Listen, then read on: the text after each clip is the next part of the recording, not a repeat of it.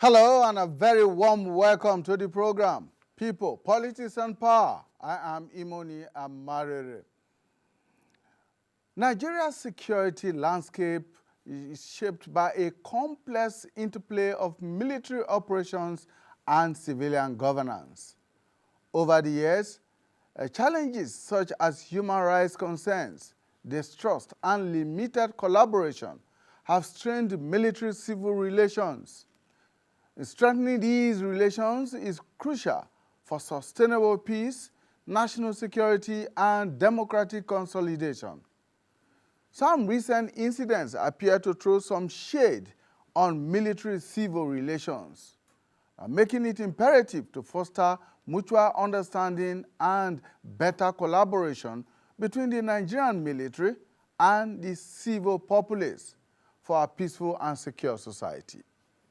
On the program today, we turn our focus on the enhancement of military-civil relations, an issue that deeply affects our national security, our democracy, and community well-being.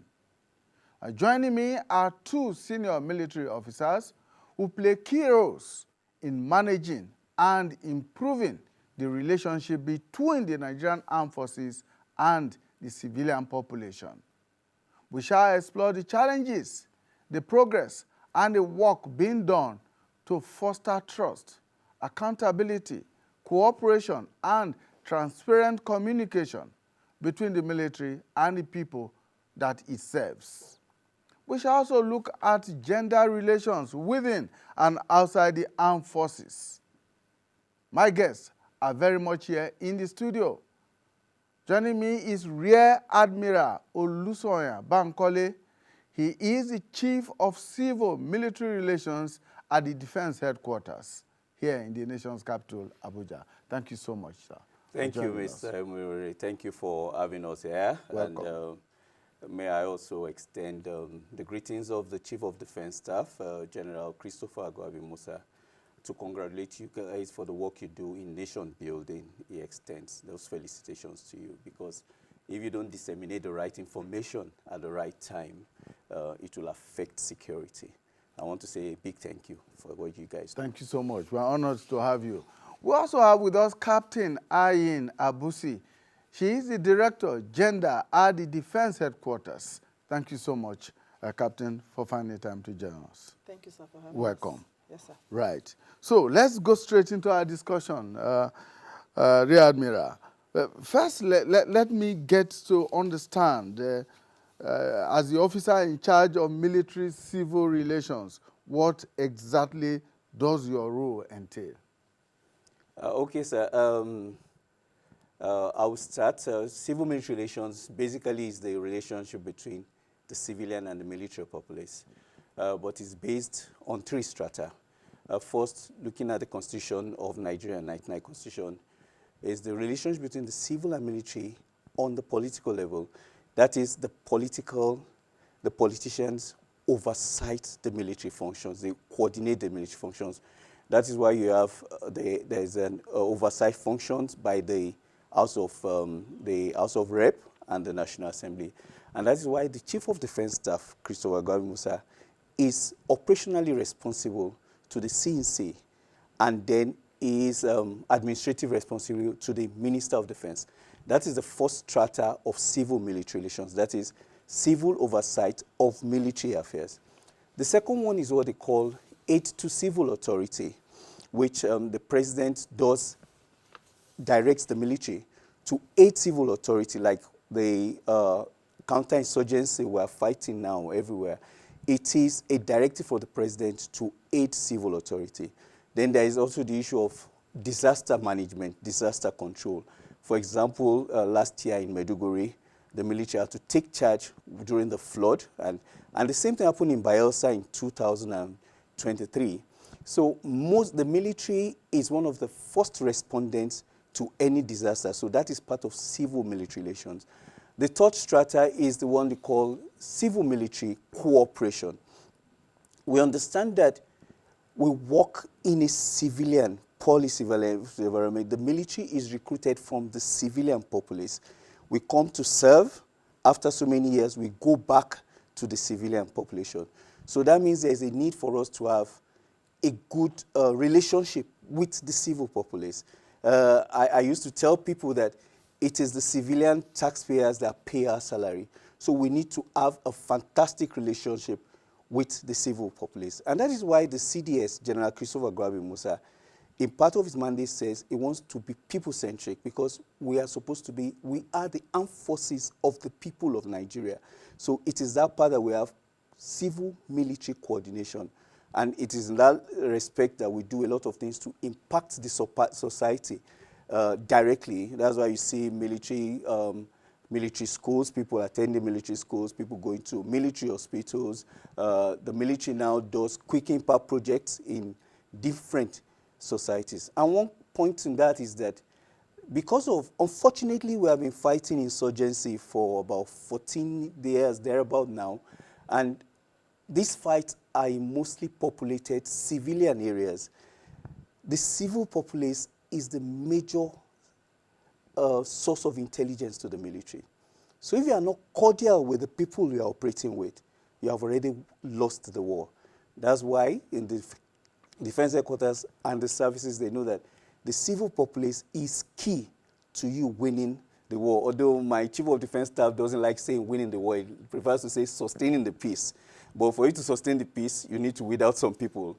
The CDS always say he wants to sustain the peace for development, not win a war. But because of the bandit and insurgents, that needs to be weeded out for you to sustain the peace. So those are the three strata of civil-military relations. The first is at the political strata. That's the relationship between the civil and the ministry at the strategic level. The second one is aid to civil authority, aid to civil power. For example, during elections, that the military, like the Air Force, needs to transport electionary materials to faraway places. The Navy needs to transport electionary materials by sea. That is another stratum. Then the other one is civil-military cooperation to earn the trust of the people, to win the hearts and minds of the people, to gain the respect of the people. So it is on those three strata that civil-military relations. And all of these three strata are under your purview. How challenging has it been? It's been challenging, but you see, when you have a focus from your principal, like the Chief of Defense Staff on assumption of office, he made three clear statements. One, he said he was going to build a professional military. Secondly, they were going to operate people-centric. That means people-centric. That means the people will be the center of the people around will be the center of his engagement. Then the other one is, he said he was going to collaborate with agencies, and that's inter-collaboration with the police, with all the paramilitary, and the military working as a unit, and collaboration. Those three sentences had made it easier for my department to work because he has equipped us to function, to propagate the issue of civil-military relations. That is to say that we, the military, are servants to the people. That is the oath we have sworn to serve the Nigerian populace. And since he's backing us, he's equipping us, that is what we are doing. So it makes it easier for us. Captain, let me turn to you. You are Director of Gender. What does that entail in the military? Yes, sir.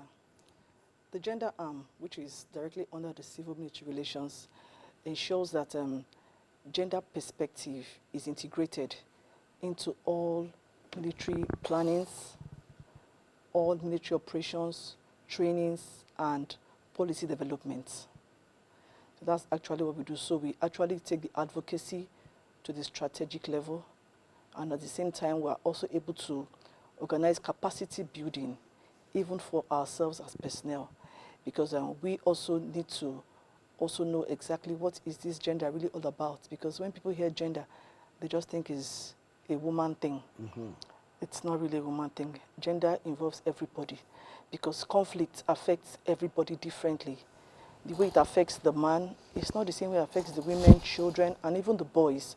So when you integrate gender perspective into military trainings, into military operations, into military planning, into policy development, you are able to meet everyone at their need. It's like a custom tailored approach for everyone.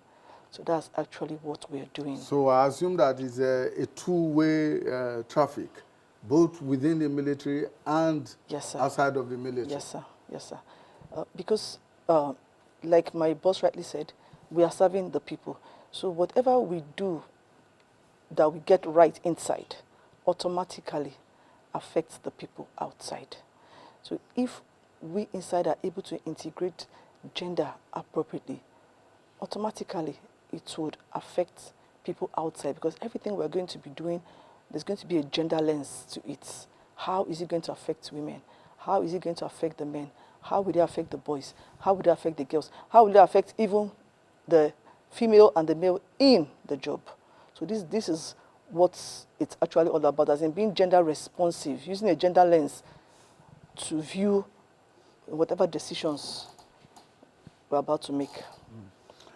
Admiral, you have clearly outlined what I consider to be the main goals and principles of military-civil relations. Now, how would you assess the current state of military relations in Nigeria? I'll say it's work in progress. We are not where we ought to be, but we will get there. If I have to go back to the relationship between the civilians and the military populace, I may have to go back to between 1967 and 1970, when we had a civil war, where the military had to fight. And after that, there's been military incursions in politics. And that has brought in the use of force. And that has also brought in some distrust between the civilian and the military.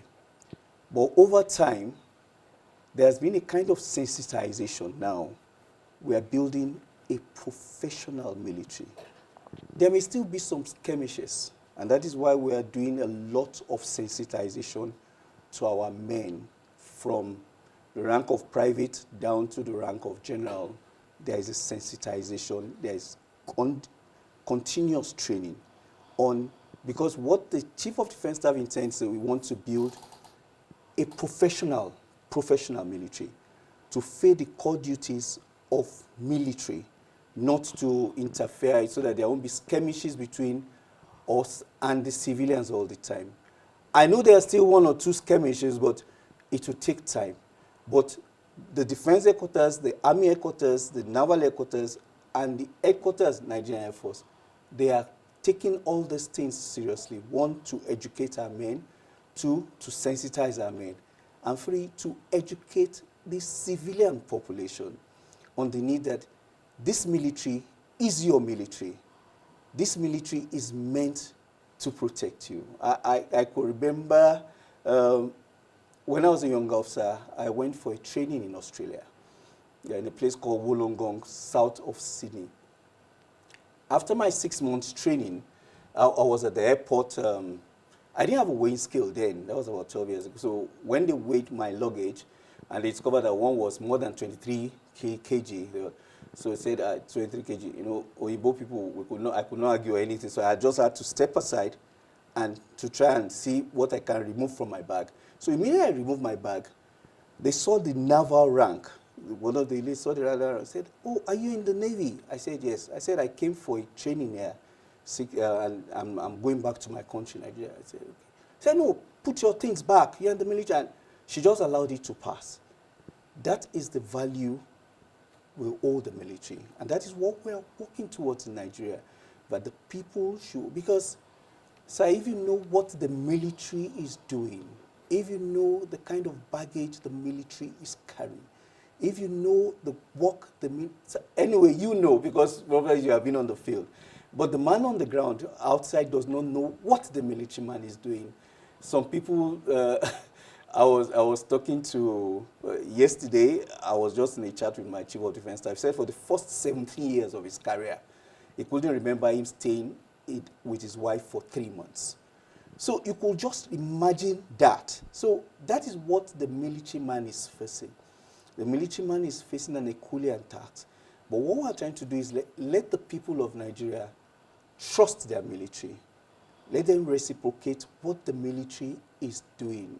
What we're doing in the Northeast, what we are doing in the Northwest, what we are doing in the South, Southeast, everywhere. I can confidently tell you that we are in about 36 states of the Federal Republic of Nigeria carrying out operations. DHQ alone has about 8 main theaters of operation scattered around the states. The Army is doing a lot of operations, the Navy is doing a lot of operations, the Air Force is doing a lot of operations. And these are men that sacrifice all. They leave their families, they leave their homes. And so what we expect is for the civil populace to show some tolerance for the military. Show some tolerance to the military, appreciate what the military is doing.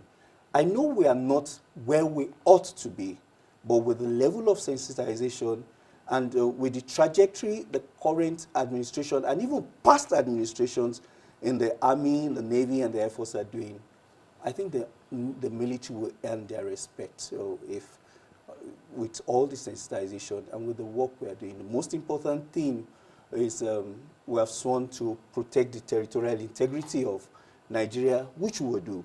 Unfortunately, doing that now, we now went into insurgency and banditry, which is a kind of asymmetric warfare, which we now have to retrain to do.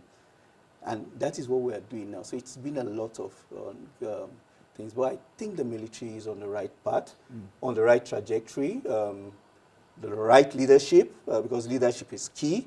And I think we'll get there one way or the other. We'll get there. Also, so, Captain, let's look at what one may consider to be the biggest challenges you face from the gender angle in fostering positive relationships between the military and the civilian population that you deal with, particularly women and children. Yes, I would say that one of the biggest challenges is actually changing mindsets, because the mindsets before now is that women, you go this further, you go this far, you go no further. And now we are saying, no, it's now equal opportunity. Give whoever is willing, let the person try, and if the person can, why not? So that mindset, changing of mindset is actually the one of the biggest challenges.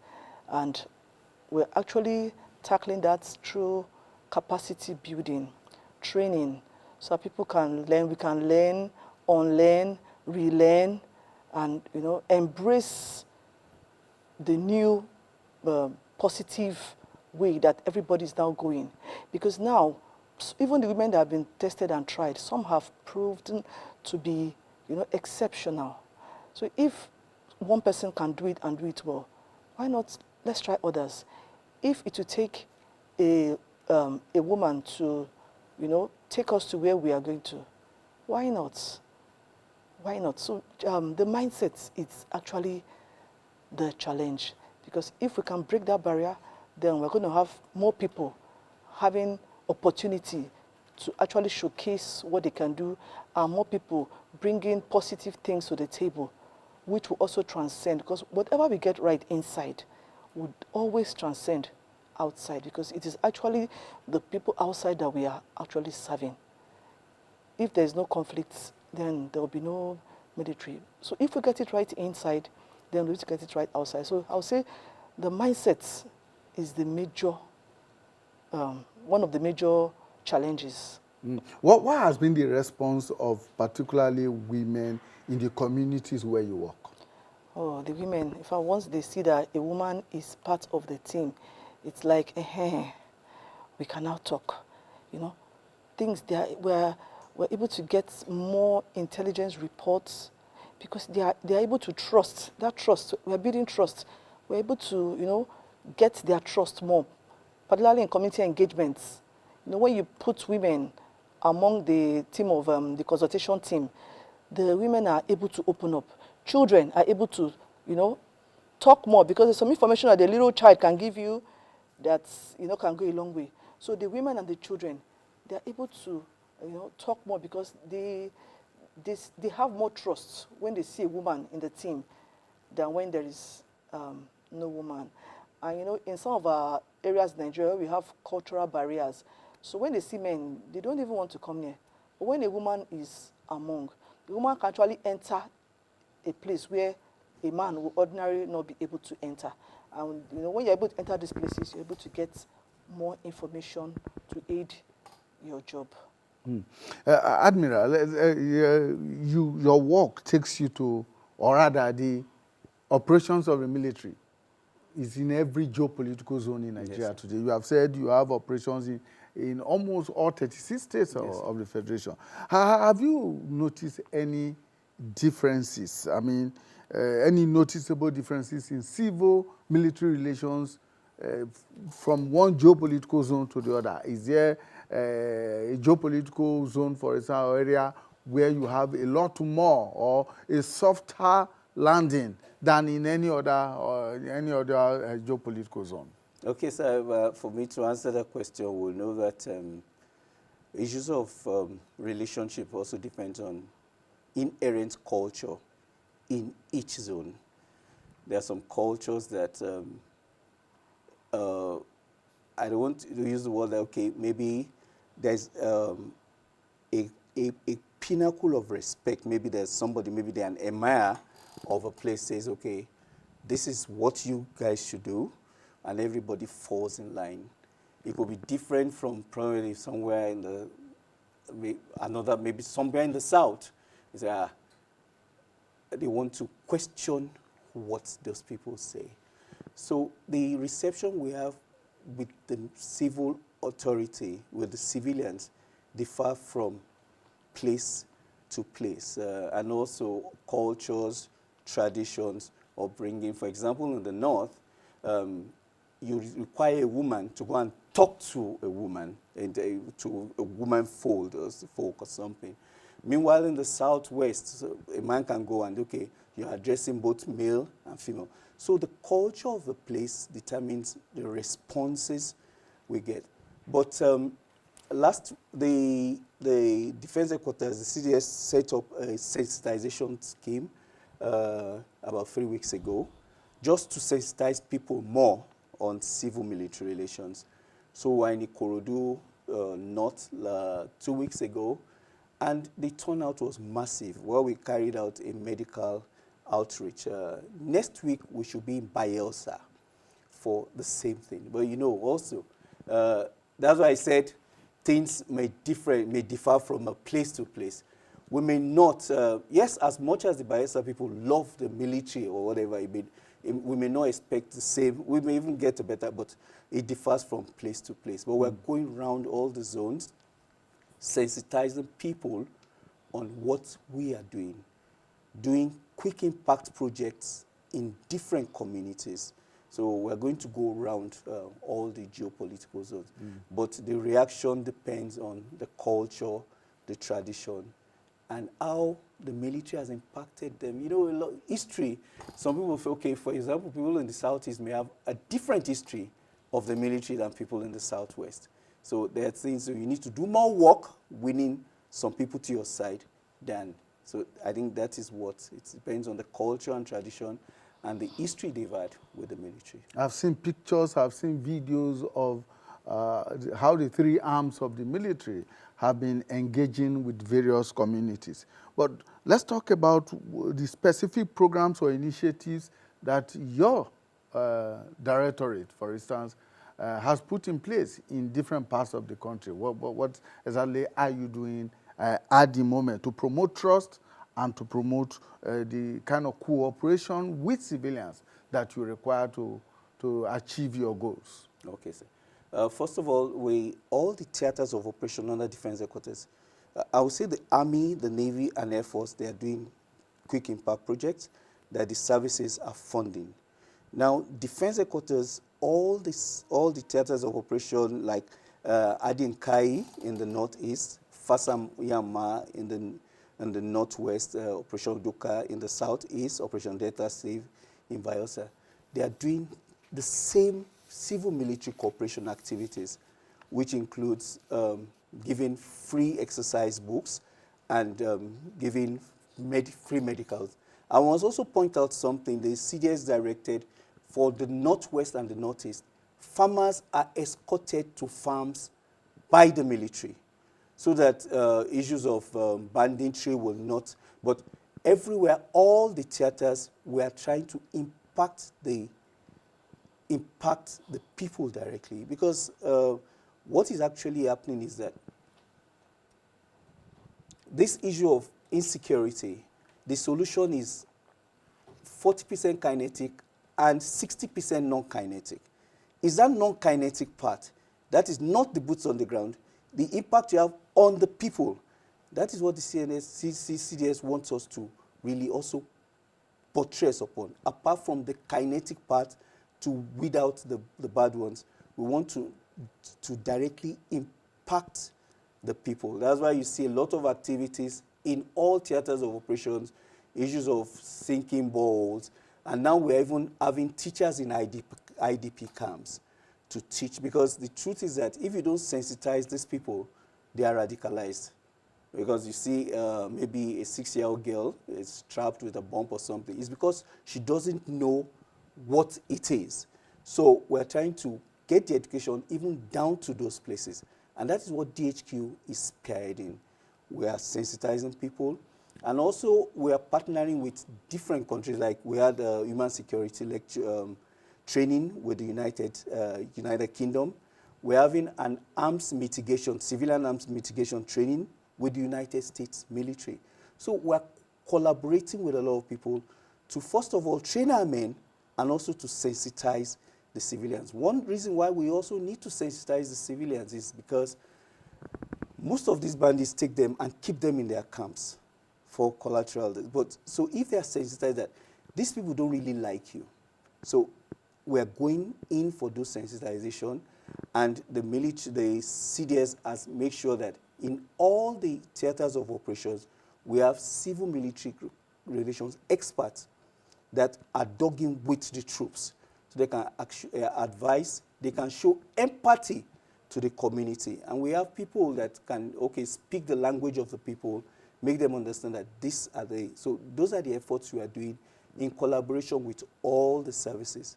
And also, I know that even the services, there's a particular rank that when you get it, because when we retire, we are going back to our communities. So before they retire, you are empowered to do a project to your community. Maybe you probably want to do a bowl, or maybe you want to put solar lights or something. So that is part of the military giving back to the society and showing relevance. So in other words, in a way, you embed some civilians into your operations as you go along. It's the civilians that give us, I say, they are the ones that give us information. So they are part of our operation. The civilian task force, they are part and parcel of military operations. The emir in a place, the village heads, we rely on them for information. We rely on them to tell us that these are the bad people and these are the people we need to talk to. Because it's just like influencers in social media. So when you go to a local place, there are people that know the terrain. There are people that know the people, they know the troublemakers there. They know the people doing drugs and everything. So you need to earn the trust of some people in that place for you to work. So civilians are embedded in, and also civilian media are embedded in our operations. So, Captain, I know that it cannot all be very rosy and smooth all the time. How do you handle situations, for instance, where civilians express resentment and express fear about military involvement in their lives or military operations? Have you ever encountered situations like that? And how do you handle such situations? In situations where they express fear, it actually depends on where is the fear emanating from. If it's a human rights issue, there is a channel that that would direct them and assist them to to be heard.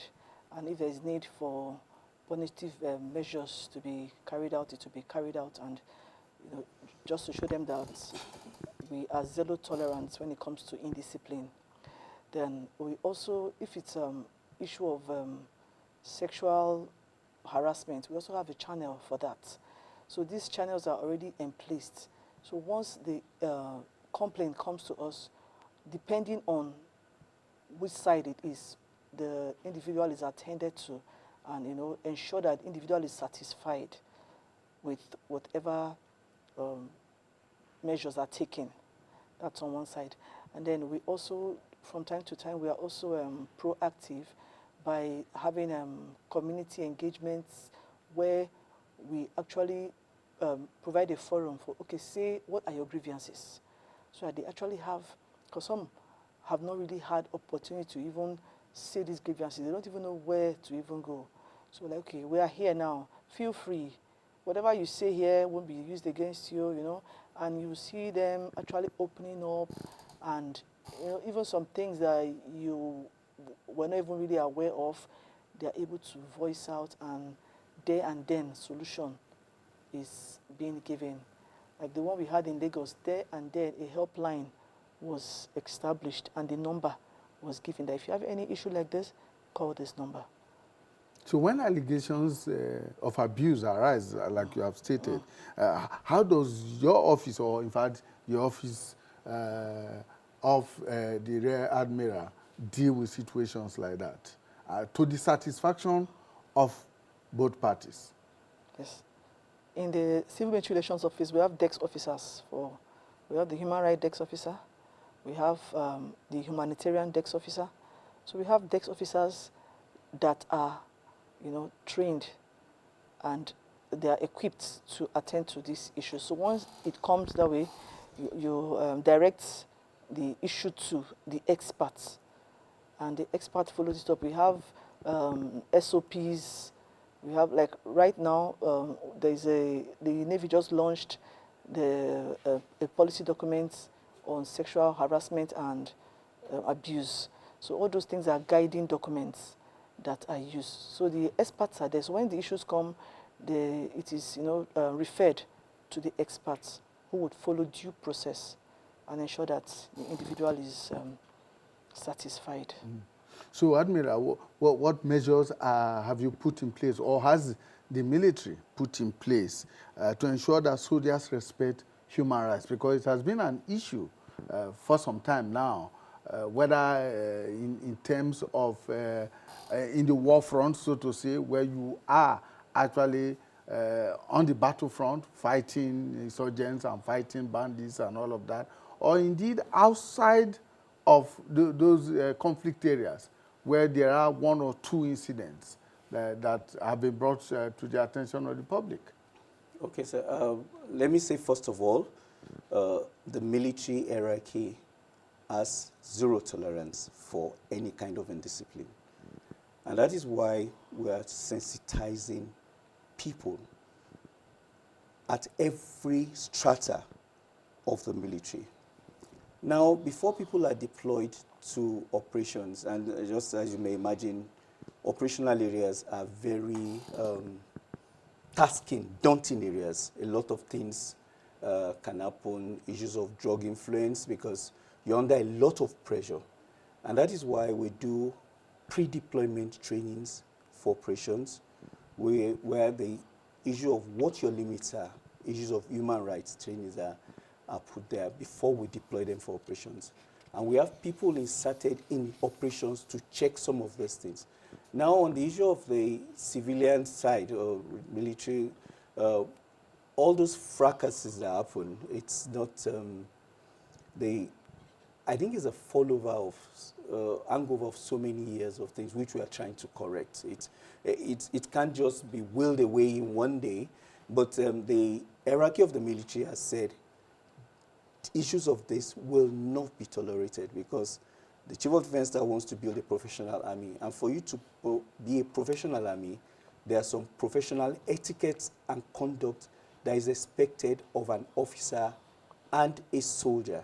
So anybody that goes beyond that or below that will be sanctioned. That is very clear. We are not going to condone indiscipline. But at the same time, issues of education, issues of sensitization, it's what we are doing now. There are challenges. For example, if because of we know in Nigeria there are a lot of things competing for resources like transportation, like accommodation, which the military as much as they want to do to try and build barracks, to try and get accommodation, we don't have enough. So you see civilians, you see the military, you have to be in buses, they have to sometimes rent houses in civilian accommodation. It's not really what we want, but it's because it's not the ideal. It's not the ideal. But because when you look at it, for example, after the war, during the war, there was a lot of recruitment. Right now, there's a need for a lot of recruitment. But you know, when you are training a soldier, you need to factor in accommodation, you need to factor in transportation a lot. But the rate of recruitment is faster than the rate at which the military is able to do. The military is really trying a lot in terms of infrastructure, building barracks everywhere, and they're trying, because the numbers we are recruiting now, because of this insurgency and co, we need to get a lot of people, because the military is actually stretched, so we need to get more recruitment. So we are not there yet. We would have preferred that, okay, we live in a barracks, it's a military barracks, we have transit buses for our men, you don't need to go and enter Molue and say staff and all those things. Yes, but right now, we don't have all the resources, and there are a lot of competing demands for whatever resource. And I will give kudos to the president. He's really trying to fund the military. But, sir, the problems are enormous.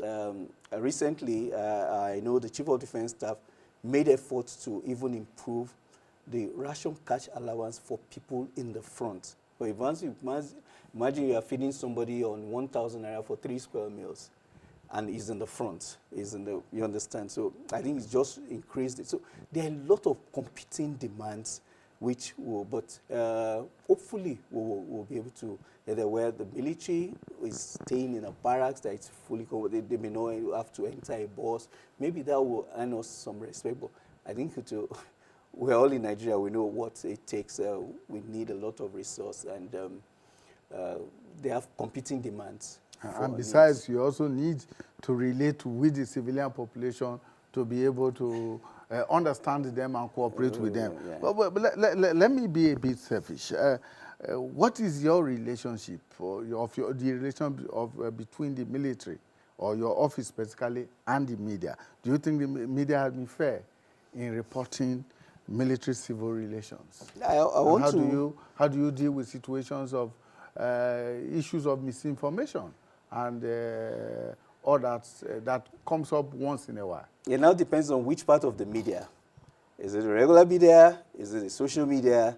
Because I was giving somebody an example of something that, let's assume I walk into AIT studio, as I walked in now, and I had a fracas with your gateman. And what happened, maybe he's drunk, and he just slapped me. And the next thing, I now slap him back. What the media will carry is Admiral slapped a gateman. They will not say the gateman had given that. But now that is what is probably the reality in Nigeria. We're a little bit disadvantaged. But one good thing is that the present Chief of Defense Staff, even from the strategic level, he has he had communicated regularly with the politicians, with the media. So before you could even say you want to do something, there's a way you confirm whether it is the correct thing or the wrong thing. So right now, from the strategic level, we are able to spiral it down that people should disseminate the right information, because disseminating the wrong information could be dangerous. So the media is trying, but the social media sometimes, yes, because it's driven by the youth and everything, and maybe there are biases or something. So, but the relationship now, and that is why the CDS even allows us to come for this kind of program. Let people know what we are doing. Let's know the pains we feel. Let's know where the shoes are pinched. You understand? So the relationship between the military and the media, for now, is cordial. You understand? But the social media, the other people that need to disseminate fake news and co, you may just disseminate things that we can't cross-check. And the thing is causing a lot of insecurity. We just hear that, okay, I'm here now, maybe on me and now, as we're talking now, there is a news pulling down that defense headquarters is on fire. Meanwhile, I just left defense headquarters. And people will have, you understand? So I think it's something we need to. But I think when people start to trust the military as their own, the level of dissemination of false news will actually decrease. Okay. Right, and well, of course, the conduct of some serving and even retired military personnel in recent times have left so much, much to be desired, as it were, as captured in a recent report that was done by our defense correspondent. Let's take that report, and then when we get back, the Rear Admiral and Captain will be looking at some of those issues. It was business as usual for members of staff of this House 241 hotel on Saturday night until about 10 p.m. when 2 young men and 3 young girls arrived at the hotel and booked a room which was initially meant for the 5 of them, until the staff told them only a maximum of 3 persons per room. The young men paid for the room and left, leaving only the young girls in the room. A few moments later, George Ayo, a retired Rear Admiral of the Nigerian Navy, arrived at the hotel premises with 2 Navy ensigns, guns in hand, and demanded to see the young men and women who had just checked in. When the staff told him the young men had left, Ayo asked for the girls to come downstairs and insisted the hotel staff must produce the young men. Staff at the hotel told the retired naval officer that they had no way of knowing the whereabouts of the young men, at which point Rear Admiral Ayo, retired, ordered the 2 Navy ensigns with him to start beating up the staff, and as you will see, Ayo also joins in beating the seemingly innocent staff. When the beating and the harassment was just becoming so too much, I had to okay, let me call my supervisor on duty. Even when I had to okay, he said I should go. When I was going, he was still using the belt, harassing me, brutally torturing me and all of that. That even make, when my supervisor came up, he didn't even want to know who was, he continued the brutalization and all of that, even on the supervisor, that the supervisor even has to run. He ran away.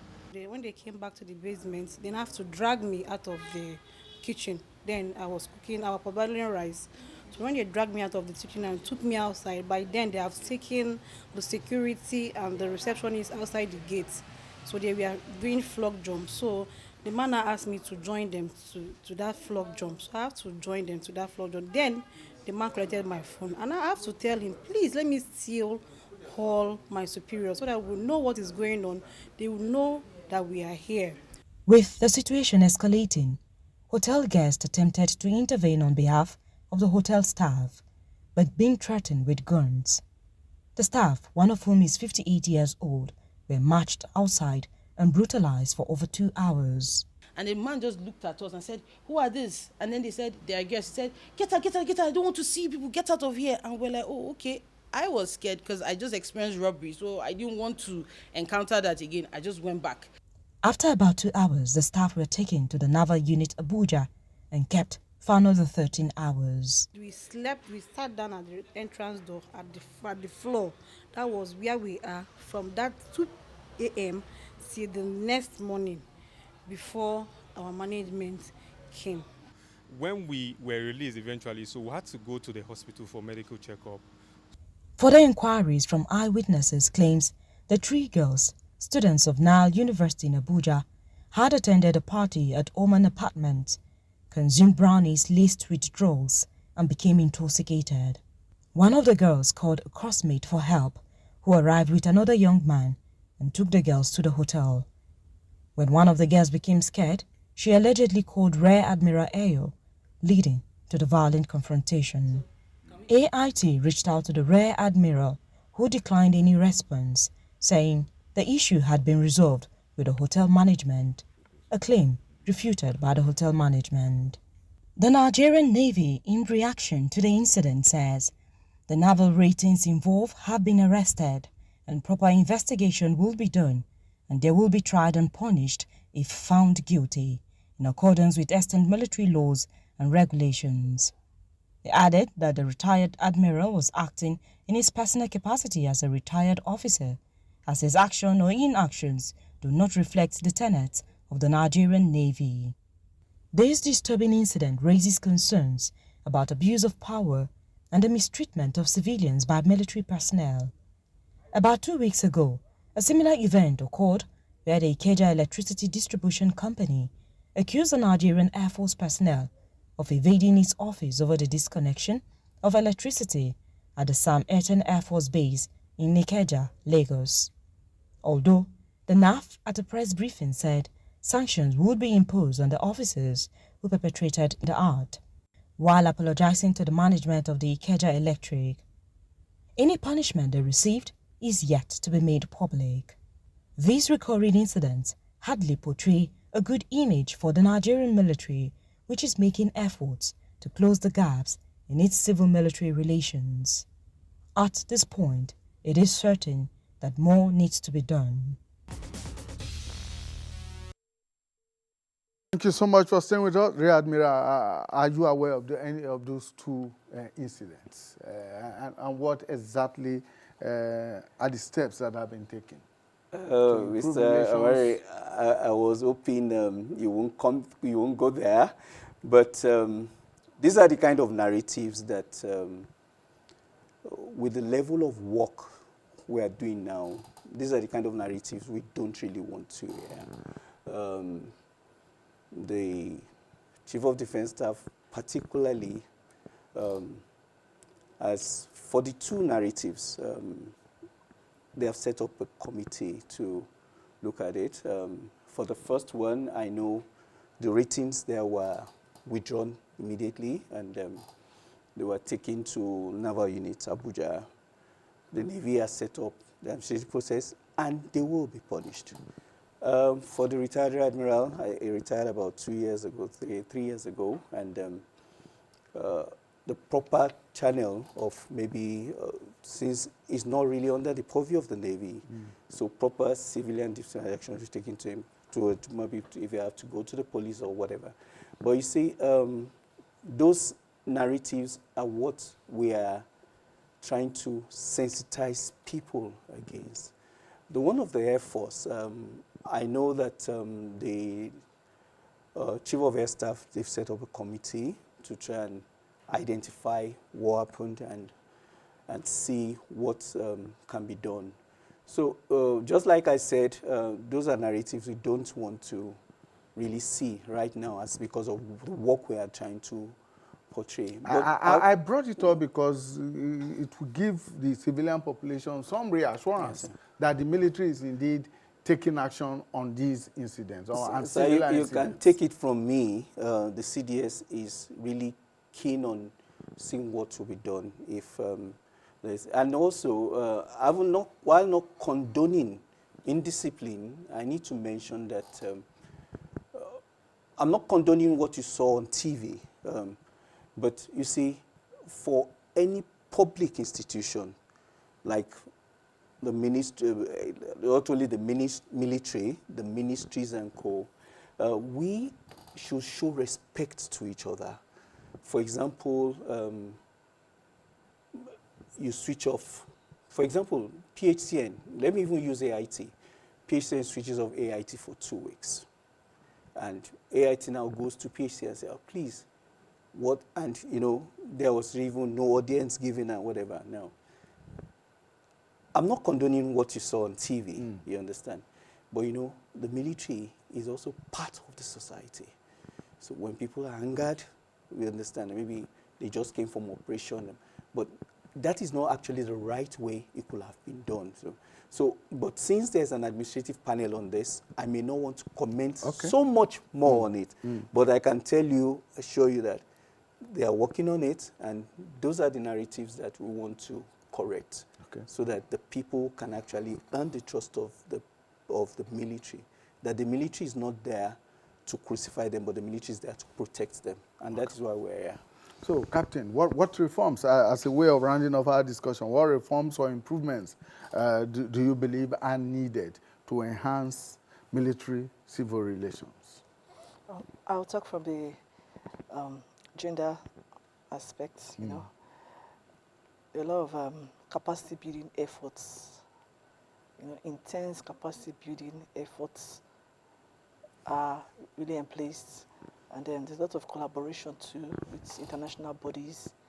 Like right now, there's a group that is called the Women, Peace and Security Sector Group. It's a group of all the security sectors, the gender focal persons in all security sectors. We come together, with the help of the UN Women. They are the body that is sponsoring the group, and then it is chaired by the Federal Ministry of Women Affairs and co-chaired by the Defense Headquarters. So all these things are things that were never there. So we come together periodically, and then we are able to find out exactly what exactly is happening on ground. We're able to bring people from, for now, the Northeast. They come and they give us their challenges, exactly what is happening, and we're able to profile solutions. So these are some of the things that were not there before that are now happening. To just ensure that the civil-military relation aspect is taken care of, because these people that are reaching out to, they are civilians.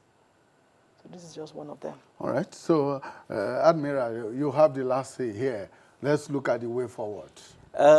I have the permission of the Chief of Defense Staff, General Christopher Gwabi Musa, to actually assure the Nigerian populace that every officer and every soldier has sworn an oath to protect the territorial integrity of Nigeria, to protect civilians and civilian infrastructure, and to respect human rights. That exactly is what we are going to do. Whatever training it involves, whatever sensitization it involves, whatever it takes for us to build a military that the Nigerian man, woman shall say, this is our military. I think that is the trajectory the CDS is projecting. And that is also the trajectory all the service chiefs are projecting. It's a journey.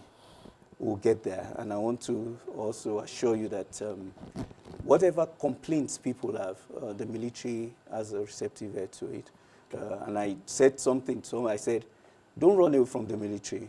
The military is meant to protect you. Run towards the military because the military is your military. It is the Nigerian Army. It is the Nigerian Navy. It is the Nigerian Air Force. We are not from another country. The People's Army. The People's Army. My brothers and sisters, we go to the market. I came from a village in Abeokuta, and after that I retired back to Abeokuta. So I can't kill my people. So that is what it is, and that is what the CDS is trying to preach. We, as the military, we have sworn on oath to protect the civilian populace, and the president is equipping us to do that, not to maltreat civilians. Thank you. Thank you so much. Rear Admiral Lusonya Bankole is the Chief of Civil Military Relations at the Defense Headquarters. Thank you so much for your time. Thank you very much for having us, sir. All right, so and Captain Ayin Abusi, Director, Gender at the Defense Headquarters. Thank you for your time. Thank you, sir. All right, for our viewers out there, we want to thank you for investing your time with us. And you have heard from the Rear Admiral and Captain Abusi. The Nigerian military is the people's military. Run towards them. Don't run away from them. Thank you so much for your time. Bye for now.